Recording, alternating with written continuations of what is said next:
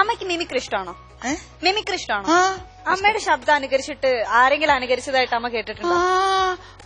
ഒരു പയ്യൻ ആരാണെന്ന് എനിക്ക് അറിഞ്ഞൂടെ, പിന്നെ ഹവോൾഡറിയില് ഫ്ലവേഴ്സില് കോമഡി ഉത്സവം 3 മണി അതില് അങ്ങനെ 2 എണ്ണം അനുകരിച്ചു. പക്ഷെ ആ പിള്ളേരെ അതിനെ ഞാൻ കണ്ടിട്ട് 3 മണിയിലെ ശബ്ദം കോമഡി ഉത്സവത്തിൽ അവതരിപ്പിച്ചിട്ടുണ്ടായിരുന്നു. നമുക്ക് അതിപ്പോ കേൾക്കണം.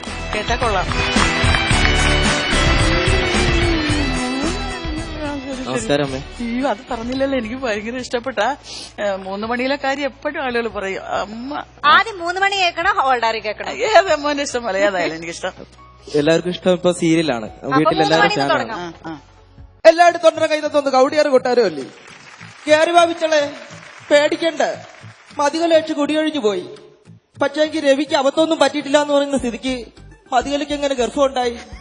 എനിക്ക് പിന്നെ എവിടെയെങ്കിലും പോയി ഗർഭം ഉണ്ടാക്കിയിട്ട് വന്നതായിരിക്കും. രവിയെയും നമ്മളെയും കൊടുക്കാൻ വേണ്ടി അവൾ അതല്ല, അതിനപ്പുറവും ചെയ്യും. എന്റെ പരുത്തിക്കാവിലമ്മേ. അമ്മയ്ക്ക് ഓർമ്മയുണ്ടോന്നറിയില്ല, ലെഫ്റ്റ് റൈറ്റ് ലെഫ്റ്റ് എന്ന് പറഞ്ഞ സിനിമ അമ്മ അഭിനയിച്ചപ്പോ ഞാൻ ആദ്യമായിട്ട് ആ ശബ്ദമാണ് അനുകരിച്ച് പഠിച്ചത്.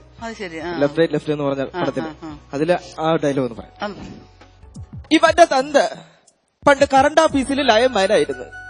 ജീവിക്കാൻ അറിഞ്ഞൂടാത്ത ഒരു മനുഷ്യൻ. പണ്ട് ജയന്റെ സുകുമാരന്റെ ഏത് പടം വന്നാലും എന്നെ മോളെ വലിച്ചെടുത്തോണ്ട് പോവും. അങ്ങനെ പണ്ട് ജയന്റെ അങ്ങാടി എന്ന് പറഞ്ഞൊരു സിനിമാ പടം വന്നപ്പം എന്റെ മോനെ വയറ്റിലിട്ടോണ്ടാണ് ഞാൻ പോയത്. അതിൽ ജയന്റെ ഒരു ഇംഗ്ലീഷ് ഡയലോഗ് ഉണ്ട്, വി ആർ പോലീസ് ബർഗേഴ്സ്. തിയേറ്ററിലെ ജനം ഇളക്കി മറിഞ്ഞു മക്കളെ.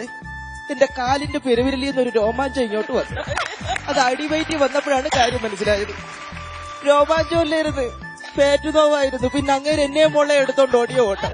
ആശുപത്രി ചെന്ന് കയറിയതും പെറ്റതും ഒരുമിച്ച്. അപ്പൊ തന്നെ പേര് വിട്ട് ജയനെന്ന്.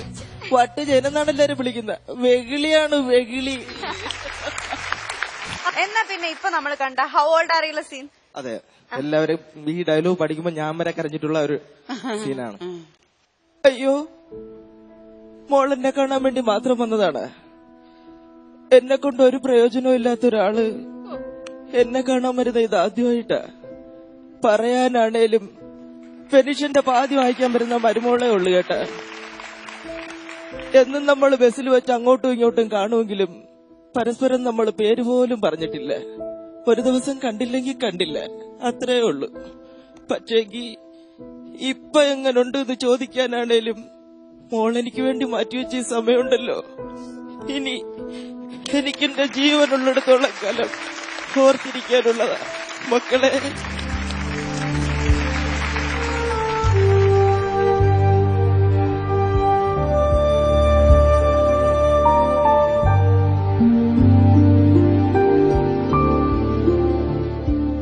വലിയൊരു അനുഗ്രഹമാണ് അമ്മ.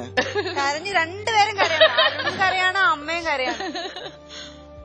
അപ്പോ അമ്മയുടെ അനുഗ്രഹം വാങ്ങിച്ചോ.